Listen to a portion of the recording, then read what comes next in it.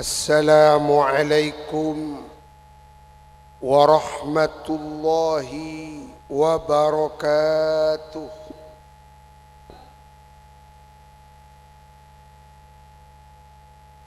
Alhamdulillah al-qail narfa'u darajatin man nasha' الذي جعل العلم نورا وضياء اللهم صل وسلم وبارك على سيدنا عظيمنا قدوتنا سيدنا ومولانا محمد من طاب حيا وميتا الذي ما ولد مثله ولم يولد مثله قط أبدا حبيب الرحمن وسيد الأكوان الخاضر على من صلى عليه في كل زمان ومكان الطيب الزكي الطاهر الروح والجسد خير من صلى وقام وركع وسجد صلاة ترزقنا بها صحة القلب والجسد وعافية الأبدان والأهل والولد وطول حياة في كمال استقامة وحفظا من الإعجاب والكبر والحسد ورزقا حلالا غير قاصر يكون لنا عونا على منهج الرشاد. Amma ba'du. Bersyukur kita kepada Allah dengan membasahi bibir kita dengan indahnya kalimat Alhamdulillah. Dengan bersyukur Allah akan menambah keberkahan, nikmat dan karunia-Nya. Karena syukur itu adalah kuncinya rahmat dan nikmat. Dengan lupa tidak mensyukuri nikmat anugerah Allah, akan dicabut keberkahannya. Insya Allah dengan mengaji, nikmat pemberian Allah akan semakin barokah dilimpahkan oleh Allah kepada kita. Amin. Bersolawat dan menghaturkan salam atas manusia terindah, manusia teragung dalam kehidupan, baginda Nabi besar Muhammad sallallahu alaihi wa alihi wasallam.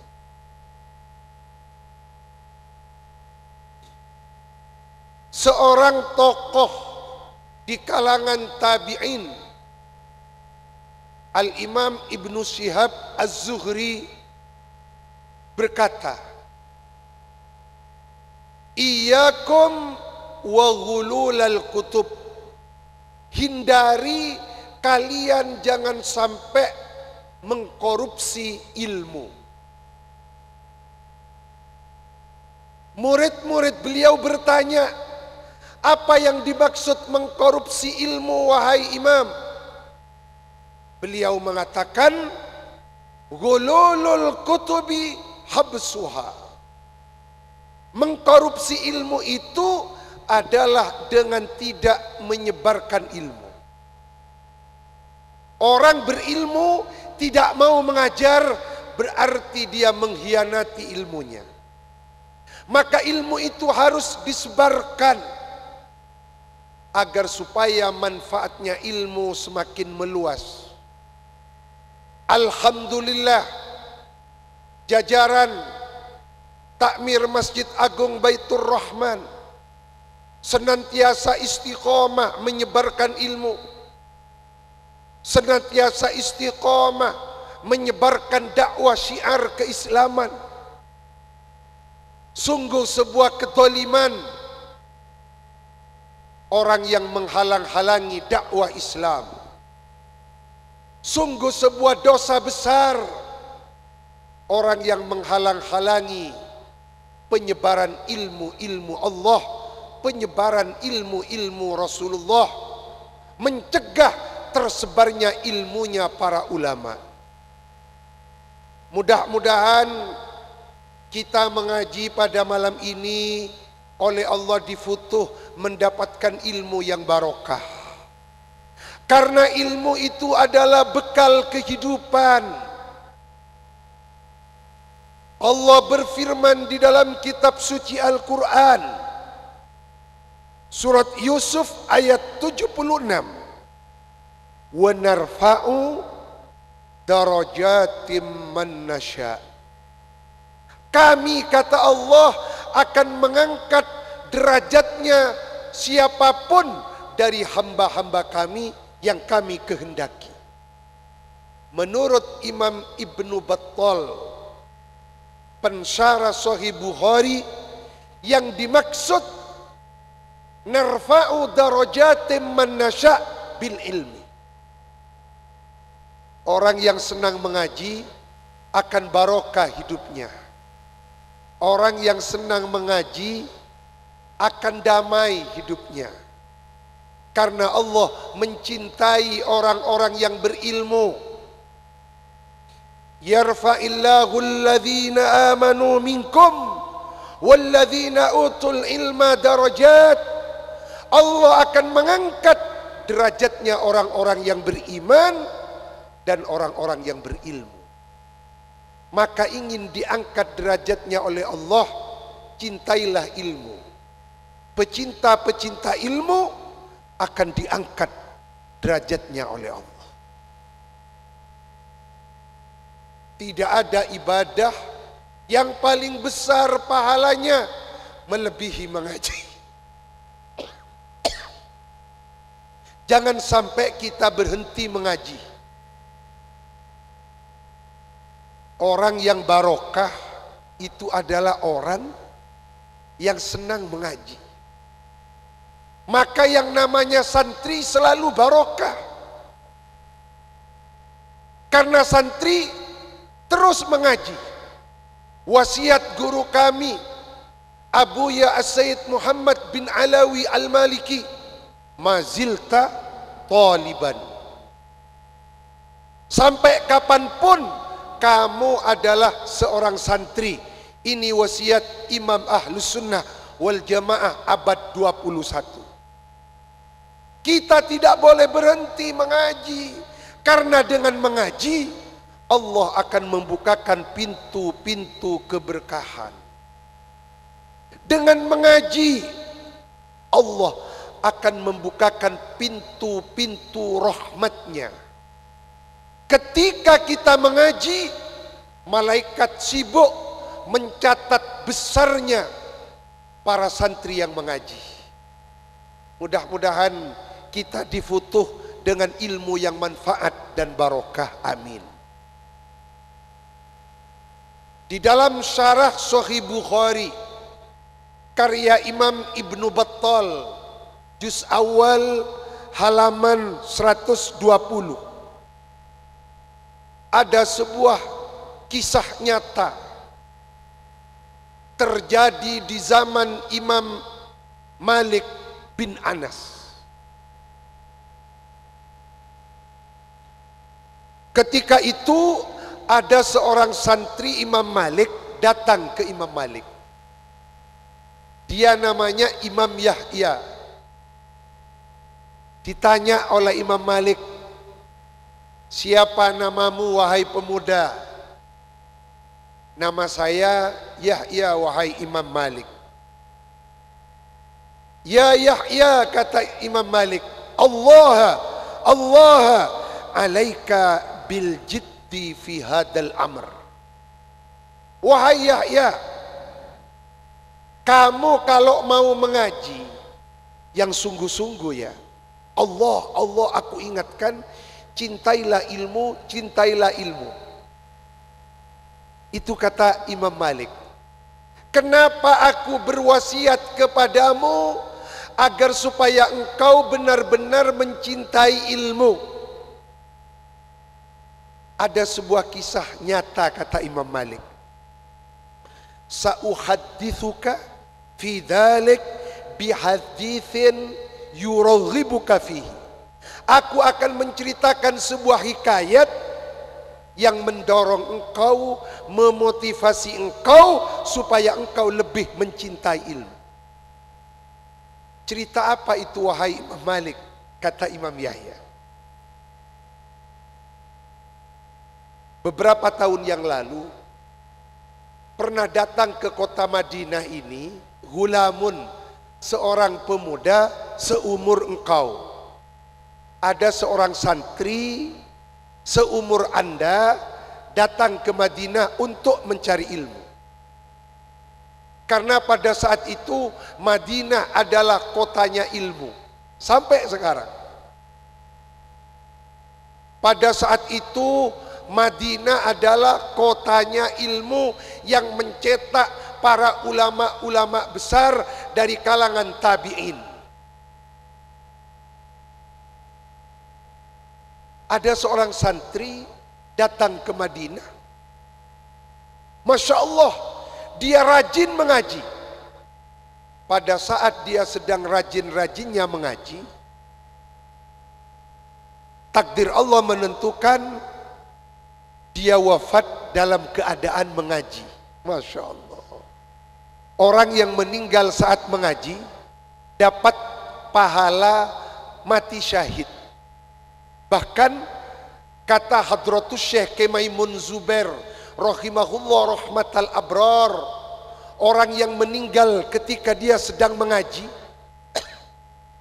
itu di kuburnya diutus malaikat yang mengajari dia ilmu, sehingga nanti keluar dari kubur orang yang meninggal dalam keadaan mengaji, dia bangkit dalam keadaan menjadi orang yang alim. Loh, kok bisa? Ya, karena dikubur mengaji kepada malaikat. Nah, ini rahasianya. Maka kita jangan pernah berhenti mengaji, terus mengaji. Kalau Allah mentakdir kita meninggal dalam keadaan mengaji, atau sedang mengaji, atau setelah mengaji, syahid dan dikubur kita ngaji kepada malaikat. Sehingga nanti bangkit dari alam kubur, kata Hadratus Syekh Maimun, dia bersama rombongannya para ulama-ulama besar. Karena dia alim, dikubur ngaji kepada malaikat. Masya Allah. Itu yang terjadi di zaman Imam Malik. Ada seorang santri rajin lalu meninggal dunia, wafat ketika dia sedang mengaji kepada ulama-ulama Madinah, di antaranya Imam Malik.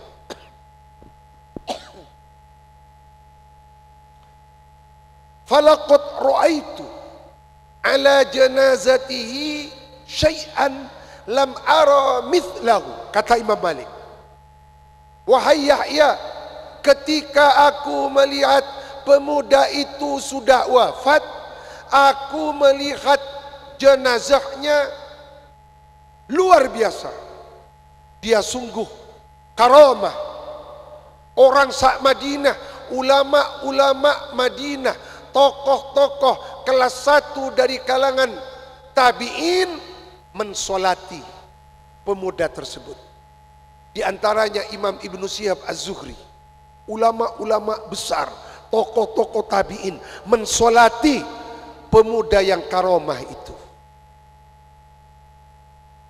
Lalu kemudian selang 3 hari dari meninggalnya si pemuda, ada seorang wali bermimpi melihat santri yang meninggal dunia dalam keadaan mengaji, dia ada di surga.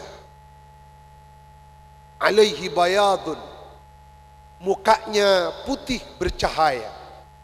muta'ammimun bi imamatin khadra, dia di surga memakai surban berwarna biru.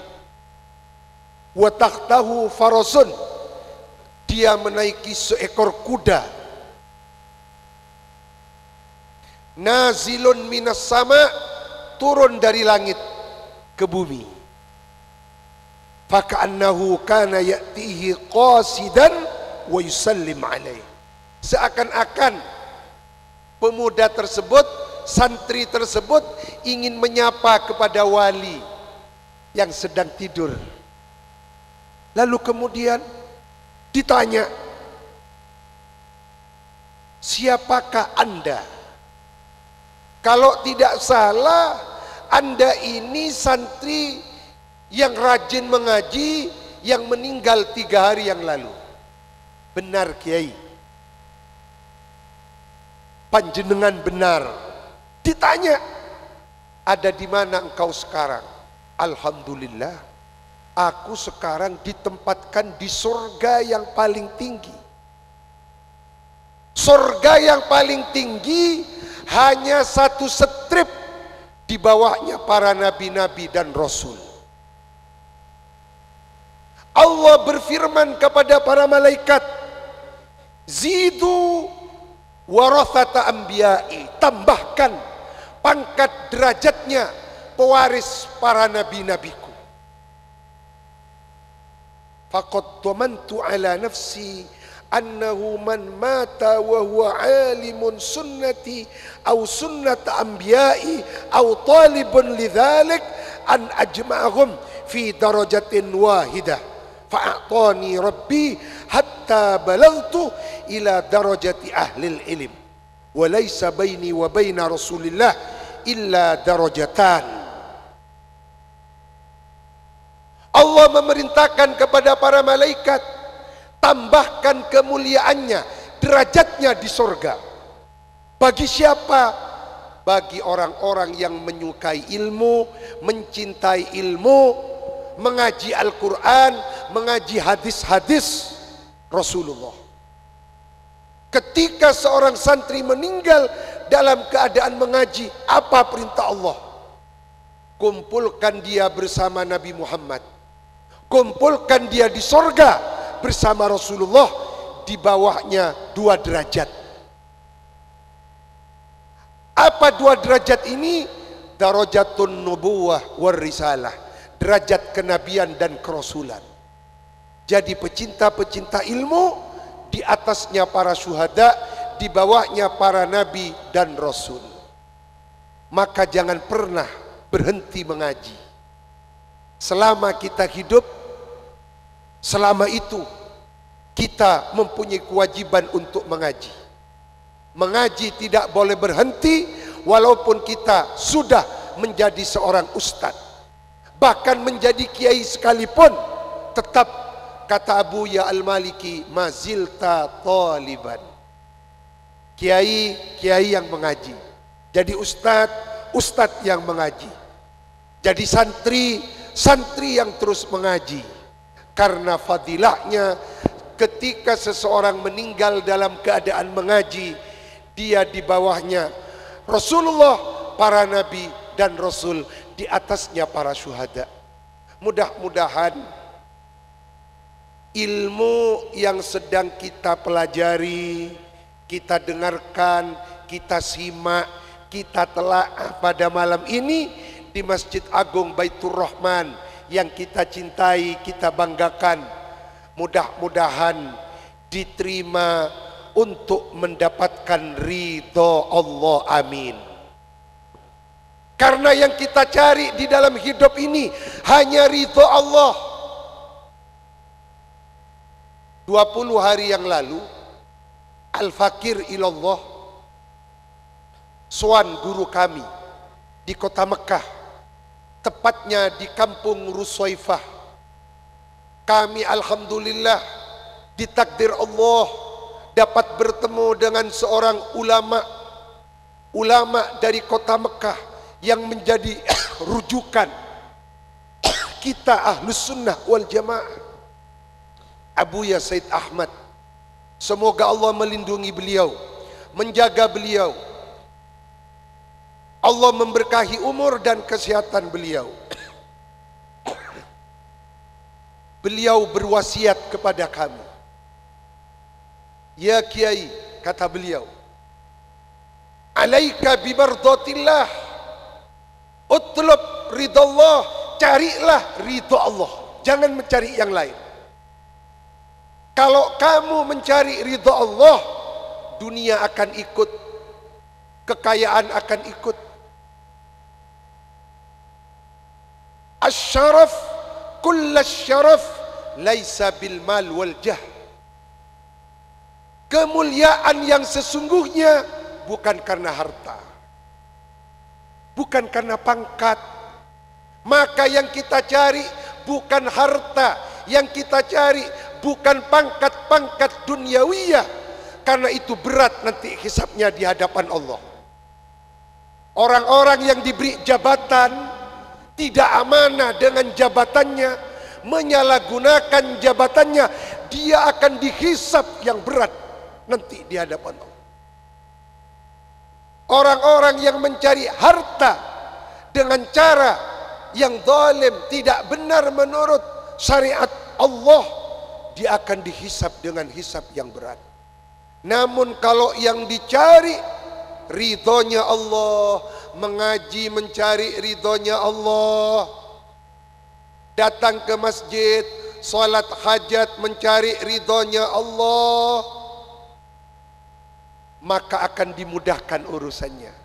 Mudah-mudahan teman-teman takmir masjid, Sayyidil Habib Mustafa, Sayyidil Habib Uwais, Ustadz Sentot dan semua jajaran takmir, kita semua yang dicari hanya ridho Allah.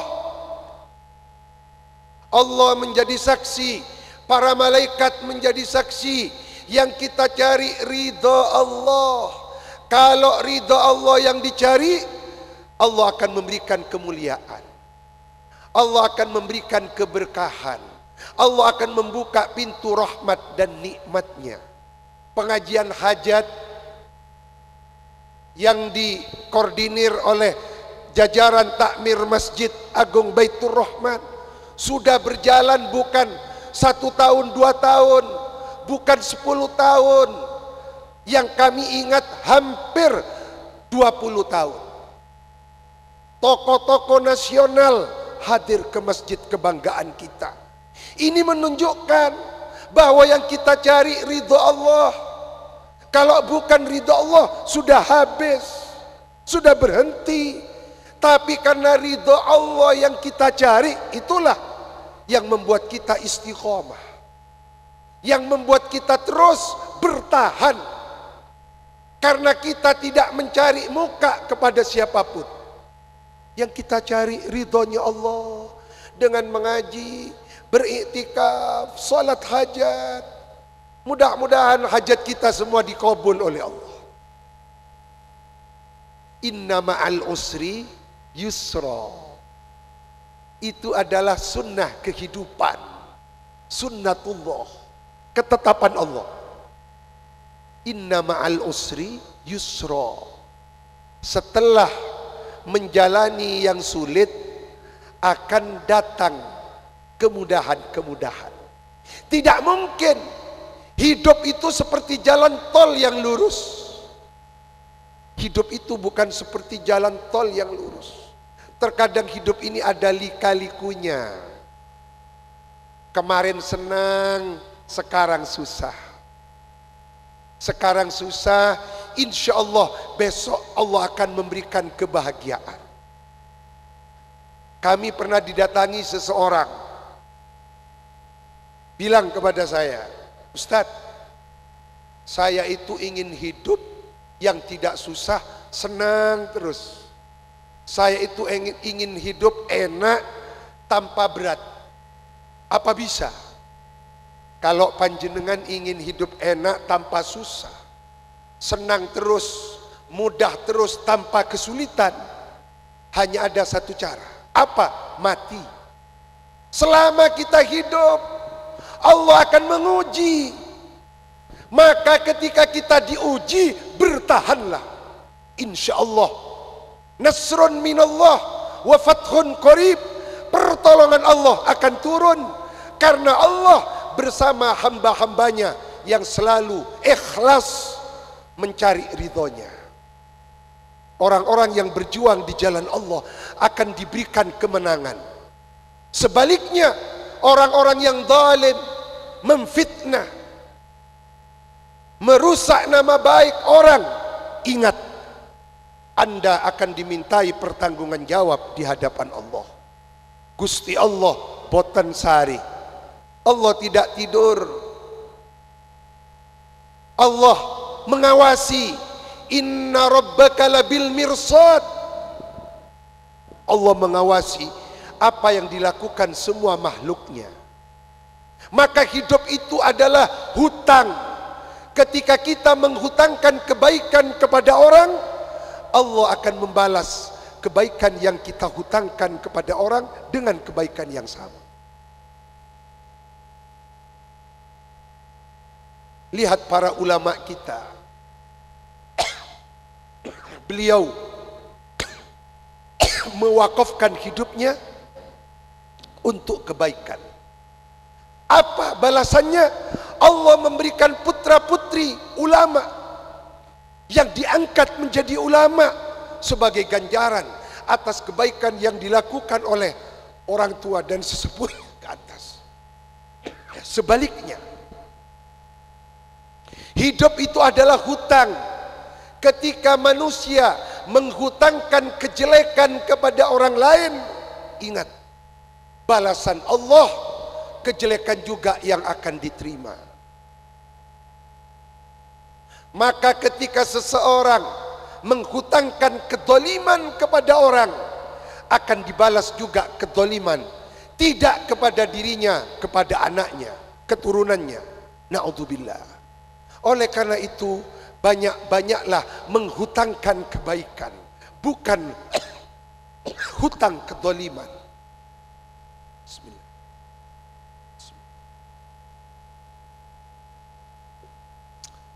Ada sebuah kisah nyata di kota Mesir, di kota Kairo. Ada seseorang, dia ini punya anak, naudzubillah, 9 orang, semuanya bisu. Jadi ada orang di Mesir punya anak 9 orang, semuanya bisu. Naudzubillah. Kalau satu yang bisu mungkin itu kecelakaan, tapi ini 9 orang bisu semua. Akhirnya dia menangis, dia minta petunjuk. Kenapa ini terjadi? Apa salah saya? Sampai pada suatu ketika dia bertemu dengan seseorang yang soleh, yang mempunyai firasah yang tajam. Dia matur, wahai kiai, kenapa saya punya anak 9 orang, semuanya bisu? Apa salah saya, kiai? Kiai itu minta waktu untuk sholat istikharah, minta petunjuk kepada Allah. Lalu datang petunjuk, ya fulan, kemari. Kamu tahu mengapa kamu punya anak 9 orang bisu semua? Tidak, kiai. Saya dapat petunjuk dari Allah, penyebabnya dulu kamu ketika kecil kamu pernah menangkap burung usfur, burung emprit. Kamu pernah menangkap burung kecil. Kata orang Madura, usfur itu semacam manuk ketik atau teteli. Kamu dulu pernah menangkap burung kecil, lalu kamu potong lidahnya. Sebab itulah Allah membalas anak-anakmu 9 orang bisu semua. Na'udzubillah. Itu yang kita takutkan dalam hidup. Ketika kita zalim kepada orang, ingatlah akan dibalaskan kepada anaknya, keturunannya. Oleh karena itu jangan pernah zalim kepada orang. Berbuat baiklah kepada semua orang. Tanamkan kebaikan kepada semua orang. Banyak-banyaklah menyenangkan orang, membantu orang, bukan mensengsarakan orang. Banyak-banyaklah idkhalus surur, karena membahagiakan orang itu ibadah yang paling besar pahalanya. Banyak-banyaklah menyenangkan orang. Keluar dari masjid, sandalnya jamaah dibuat rapi, ditata, besar pahalanya. Ada orang wali diangkat wali karena merapikan sandal para jemaah masjid. Ya Allah. Ada orang wali diangkat wali karena menyapu masjid, menyenangkan hati orang. Sebaliknya, dosa yang paling berat membuat susah orang lain, mensengsarakan orang lain, mabre orang, masosa orang. Oleh karena itu, marilah selama kita masih bisa berbuat baik, berbuat baik. Wallahu yuhibbul muhsinin. Allah menyukai orang-orang yang berbuat baik. Itu besar pahalanya. Membantu orang yang sedang punya kesusahan, membantu orang yang sedang sakit, membantu orang yang sedang punya masalah besar. Bukan malah sebaliknya, orang senang, kita buat susah, tanggung jawabnya berat di hadapan Allah. Yang terakhir, bersyukurlah kepada Allah karena kita dikaruniai nikmat iman. Karena tidak ada nikmat yang paling besar dalam hidup ini selain nikmat iman. Tidak sembarangan orang-orang yang mendapatkan anugerah nikmat iman.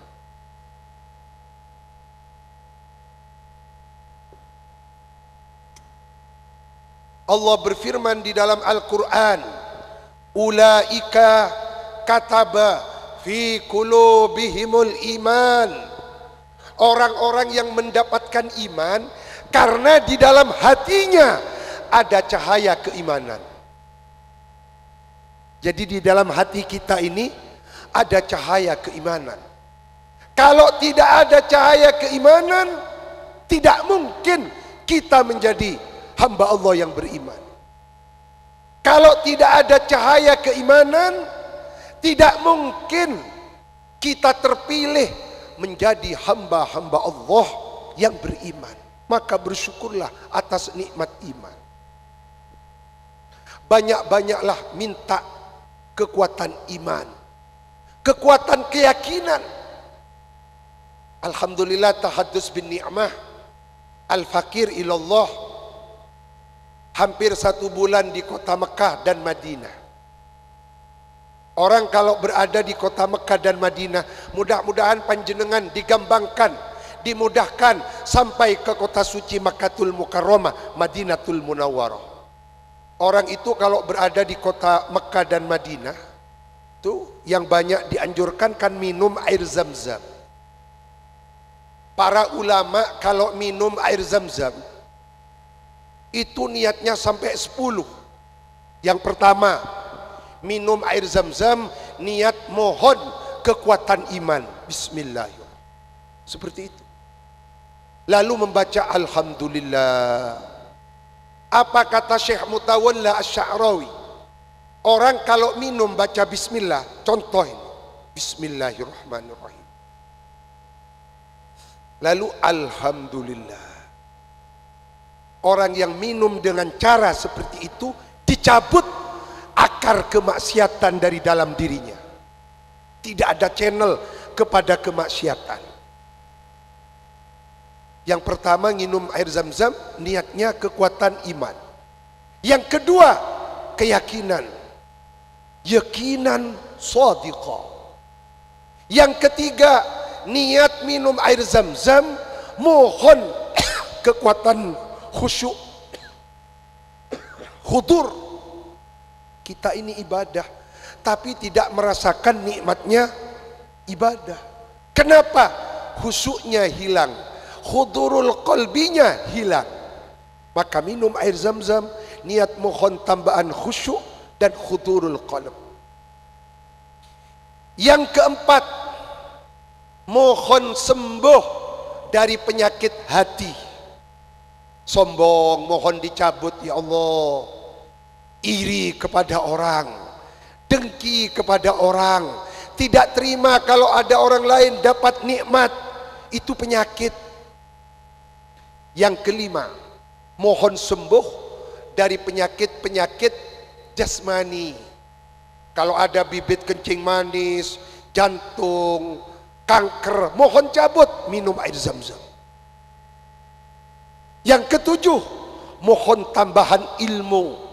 Yang kedelapan, daya ingat yang kuat. Yang kesembilan, mohon semakin mencintai ilmu.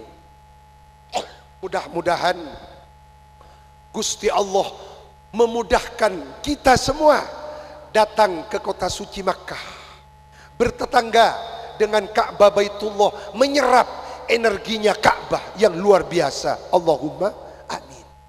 Dan Allah memudahkan kita datang ke kota Madinah, bertetangga dekat dengan baginda Nabi besar Muhammad sallallahu alaihi wasallam. Mudah-mudahan Allah membukakan pintu-pintu keberkahan sehingga rezeki kita semua berlimpah. Kita dapat mengunjungi dua kota suci Makkatul Mukarramah, Madinatul Munawwarah bersama keluarga kita, putra-putri kita, dan Allah menuntun kita menjadi hamba-hambanya yang berjiwa Ka'bah, berjiwa Raudhah. Amin. Ala hadhihi niyah wa kulli niyatin salihah. Ya Allah, taqabbal bisirril Fatihah. Yang terakhir, sebisa mungkin jangan pernah meninggalkan sholat tahajud. Karena di zaman baginda Nabi ada sahabat yang tidak pernah tahajud. Sampai laporan kepada Rasulullah, si fulan ya Rasulullah tidak pernah tahajud. Apa kata Rasulullah? Dzaka rajulun bala syaitan fi udhunai. Berarti orang tersebut orang yang telinganya setiap malamnya dikencingi setan. Jadi orang yang enggak tahajud, telinganya dikencingi setan.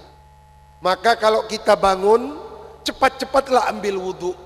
Karena kalau tidak, setan mengikat 3 ikatan di kepala kita. Kalau kita bangun langsung wudhu, lepas 1 ikatan. Salat lepas 2. Selesai salat lepas 3 ikatan semua. Namun kalau kita tidak wudhu salat tahajud, 3 ikatan itu terus akan diikatkan oleh setan. Maka marilah hiasi malam-malam kita dengan salat tahajud. Karena orang yang istiqomah salat tahajud, asa ayyab'atsaka rabbuka maqamam mahmuda, akan diberi pangkat yang terpuji di sisi Allah. Amin. Mudah-mudahan para guru-guru kita dipanjangkan umurnya. Sayyidil Habib Mahdi Hasan Al-Haddar dipanjangkan umurnya, dipulihkan kesehatannya. Teman-teman jajaran masjid diberkahi umur, kesehatan, panjenengan semua, kita semua barokah umur, barokah kesehatan, barokah rezeki, dan dituntun senang, banyak bersujud, banyak menghambakan diri kepada Allah, istiqamah salat fardu 5 waktu berjamaah, istiqamah bertahajud. Ala hadhihi niyah wa kulli niyatin salihah. Hadha du'a wa minkal ijabah wal qabul. Taqabbal bisirril Fatihah. Semoga bermanfaat. Hadza minni wa dumtum fi afiyatin wa sururin. Atas segala kekhilafan mohon dimaafkan. Wassalamualaikum warahmatullahi wabarakatuh. Allahumma salli ala Sayyidina Muhammad wa ala ali Sayyidina wa Maulana Muhammad.